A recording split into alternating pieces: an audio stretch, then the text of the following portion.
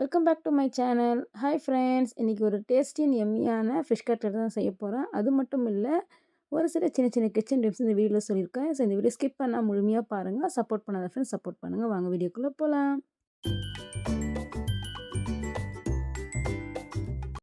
First மீன் cutlet செய்கிறதுக்கு தேவையான பொருட்கள் பார்த்தீங்கன்னா, பிரெட் க்ரம்ஸ் எடுத்துக்கோங்க. அதுக்கப்புறம் ஒரே ஒரு முட்டை, அதுக்கப்புறம் நல்லா மிக்ஸ் பண்ணுறதுக்காக வெங்காயம், ஒரு உருளைக்கிழங்கு எடுத்திருக்கேன், கொஞ்சமாக கொத்தமல்லி, கொஞ்சமாக பச்சை மிளகாய் எடுத்திருக்கேன். ஸோ அதுக்கப்புறம் நல்ல சதைப்பகுதி உள்ள மீன், அதாவது நம்ம நார்மல் மீனாக இருந்தாலும் சரி, முள் எல்லாமே எடுத்துட்டு சதைப்பகுதி மட்டும் எடுத்து தனியாக வச்சுக்கோங்க. இப்போ ஒரு கடாயில் நம்ம வெட்டி வச்சுருக்க ஒரே ஒரு வெங்காயமும் அது கூட கொஞ்சமாக இஞ்சி பூண்டு விழுது சேர்த்துக்குங்க. இது ஒரு 6லேருந்து 7 வடை கிட்ட வந்துச்சு. கொஞ்சமாக தான் நான் பிள்ளைகளுக்கு செஞ்சனால அப்படியே எடுத்து உங்களுக்கு வீடியோ ஷேர் பண்ணேன். அதனால தான் கொஞ்சமாக இருக்க எல்லா பொருளும். ஸோ அதிகமாக வேணும்னா அதுக்கேற்ற மாதிரி குவான்டிட்டி அதிகப்படுத்திக்கோங்க.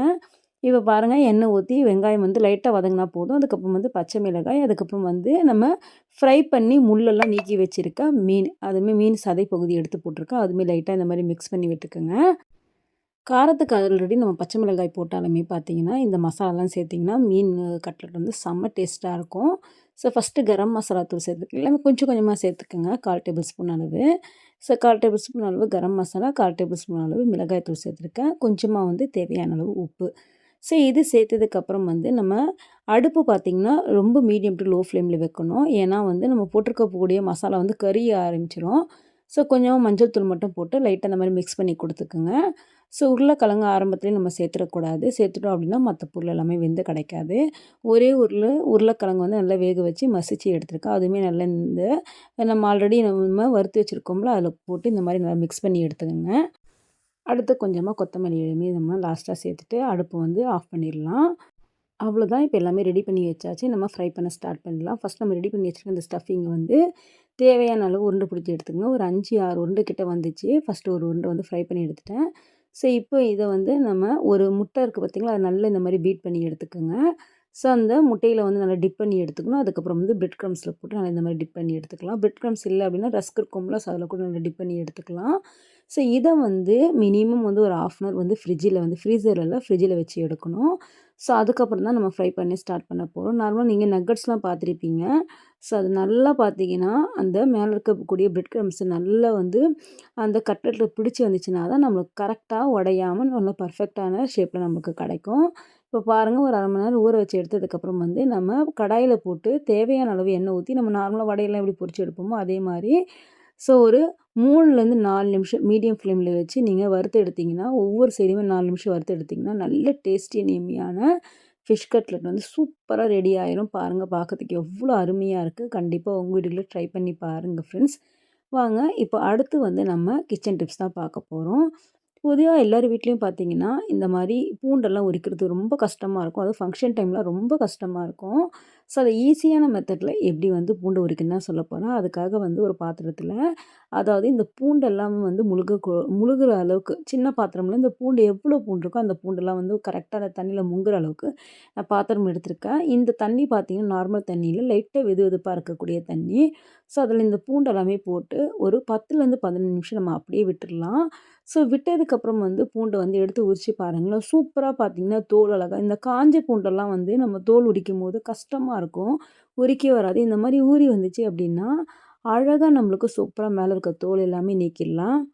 அவ்வளோதான், ஒரு 10லேருந்து 15 நிமிஷம் ஊறி வந்துருச்சு. அதுக்கப்புறம் பாருங்கள், பூண்டு எல்லாமே சூப்பராக நான் உரித்து எடுத்துட்டேன். இப்போ உங்களுக்கு ஒன்று உரித்து காட்டுறேன் பாருங்கள். ஒரு பூண்டை லைட்டாக மேலே நம்ம கட் பண்ணி எடுத்துட்டாலே சூப்பராக ஃபுல்லாக இருக்க தோல் எல்லாமே அழகாக கீழே வச்சு நம்ம இந்த மாதிரி ப்ரெஸ் பண்ணிட்டோன்னா அழகாக நம்மளுக்கு தோல் எல்லாமே ரிமூவ் ஆகி வந்துடும். சட்டு சட்டுன்னு பார்த்திங்கன்னா பூண்டு எல்லாமே நம்ம அழகாக தோலை நீக்கி எடுத்துடலாம். கண்டிப்பாக ட்ரை பண்ணி பாருங்கள். அதுவும் ஃபங்க்ஷன் டைம்லாம் பார்த்திங்கன்னா ஸோ பூண்டு உரிக்கிறதுலாம் ரொம்ப கஷ்டமாக இருக்கும். இந்த மாதிரி கண்டிப்பாக உரித்து பாருங்கள்.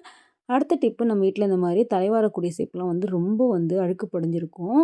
ஸோ தலையில் இருக்கக்கூடிய தூசி இது எல்லாமே பார்த்திங்கன்னா இந்த சீப்பில் இருக்கிறனால நம்ம வாரத்துக்கு ஒரு முறையாவது க்ளீன் பண்ணணும். இதை எப்படி க்ளீன் பண்ணணும்னா, வீட்டில் எக்ஸ்பைரி ஆன பவுடர் ஆகட்டும், அப்படி இல்லைனா கார்ன்ஃப்ளவர் மாவு கூட நீங்கள் போட்டுக்கலாம். ஸோ போட்டதுக்கப்புறம் இந்த மாதிரி நம்ம வேண்டாம்னு தூக்கி போட்டு வச்சுருக்க வேஸ்ட்டான ப்ரெஷ்ஷை வச்சு லைட்டாக இந்த சீப்புக்கு மேலே இந்த மாதிரி பண்ணிங்கனாவே சூப்பராக பாருங்களா, பார்க்கும்போது உங்களுக்கு தெரியுதுங்களா ஃப்ரண்ட்டில் எந்த அளவுக்கு பிளாக் பிளாக்காக விழுது பாருங்கள்.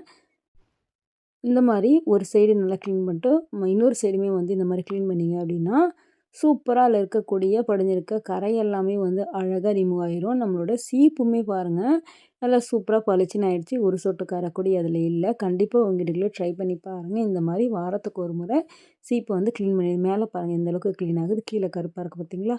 ஸோ நல்லா சூப்பரா வந்து கிளீன் ஆயிடுச்சு. அடுத்த டிப் பாருங்க. ரொம்ப ரொம்ப யூஸ்ஃபுல்லான டிப்ஸ். பொதுவா வந்து இந்த மருந்து பாட்டிலுக்கு பின்னாடி எழுதியிருக்கக்கூடிய இந்த லெட்டர் எல்லாமே வந்து குட்டி குட்டியா இருக்கும். கண்ணே தெரியாது. ஸோ ஒரு சில டைம்ல படிக்கணும்னு நெனைச்சாலும் அத வந்து ரீட் பண்ண முடியாது. இத எப்படி ரீட் பண்ணலாம் அப்படின்னா, கையில வச்சிருக்கக்கூடிய அந்த மருந்து பாட்டில வந்து ஃபோட்டோ எடுத்துக்கோங்க. அவ்வளோதான். ஸோ எடுத்ததுக்கப்புறம் வந்து அந்த ஃபோட்டோவ ஜூம் பண்ணி பார்த்தீங்க அப்படின்னா, அழகா வந்து அதில என்ன லெட்டர்ஸ்லாம் குட்டியா எழுதியிருக்கோ, கண்ணு தெரியலனா கூட இந்த மாரி நீங்க அழகா வந்து சூப்பரா ஃபோட்டோ எடுத்து ஜூம் பண்ணி பார்த்து, அதில என்ன இருக்கணும் இன்ஃபர்மேஷன் அத அழகா நீங்க ரீட் பண்ணிக்கலாம். ஸோ ரொம்ப ரொம்ப யூஸ்ஃபுல்லான டிப்ஸு. கண்டிப்பா உங்க வீடுகளில் ட்ரை பண்ணி பாருங்க ஃப்ரெண்ட்ஸ். பாருங்க, நான் இந்த வீடியோல காட்டுறேன் பார்த்தீங்களா? பாருங்க ஃபோட்டோ புடிச்சது ஜூம் பண்ணி காட்டுறேன். எந்த அளவுக்கு பாருங்க. சூப்பரா கிளியரா தெரியுது. கண்டிப்பா உங்க வீடுகளில் ட்ரை பண்ணி பாருங்க ஃப்ரெண்ட்ஸ். இந்த டிப்ஸ் பிடிச்சிருந்தா மறக்காம இந்த வீடியோக்கு ஒரு லைக் கொடுங்க. இந்த டிப்ஸ் ரொம்ப ரொம்ப பிடிச்சிருந்தா உங்க ஃப்ரெண்ட்ஸ் அண்ட் ஃபேமிலிக்கும் ஷேர் பண்ணுங்க. ஸோ அடுத்த டிப் பாருங்க வீட்ல வந்து நெறைய வந்து இஞ்சியெல்லாம் வந்து சுரண்ட வேண்டிய அதாவது தோல் நீக்க வேண்டிய வேலை இருந்துச்சு அப்படின்னா, கவலைய விடுங்க. நம்ம வீட்ல இருக்கக்கூடிய இந்த ஒரு பொருள் இருந்தா போதும். சூப்பரா வந்து கத்தியே இல்லாம தோல நீக்கலாம். அது என்னன்னு பார்த்தீங்கன்னா, ஸ்பூன் தான்.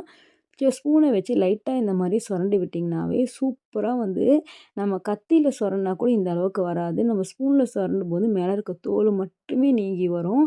சதை பகுதி வராது. அது மட்டும் இல்ல, இந்த இடுக்கு பகுதியெல்லாம் வந்து சூப்பரா வந்து இஞ்சி ரிமூவ் ஆகி வந்துரும். கண்டிப்பா உங்க வீட்ல ட்ரை பண்ணி பாருங்க. ஓகே ஃப்ரெண்ட்ஸ், இந்த வீடியோல சொன்ன ஃபிஷ் கட்லெட் ஆகட்டும், டிப்ஸ் ஆகட்டும் கண்டிப்பா உங்களுக்கு பிடிச்சிருக்கும்னு நெனைக்கிறேன். பிடிச்சிருந்தா மறக்காம சப்போர்ட் பண்ணி சப்ஸ்கிரைப் பண்ணிக்கங்க. நெக்ஸ்ட் ஒரு இன்ட்ரெஸ்டிங்கான யூஸ்ஃபுல்லான வீடியோல பார்க்கலாம். தேங்க்ஸ் ஃபார் வாட்சிங்.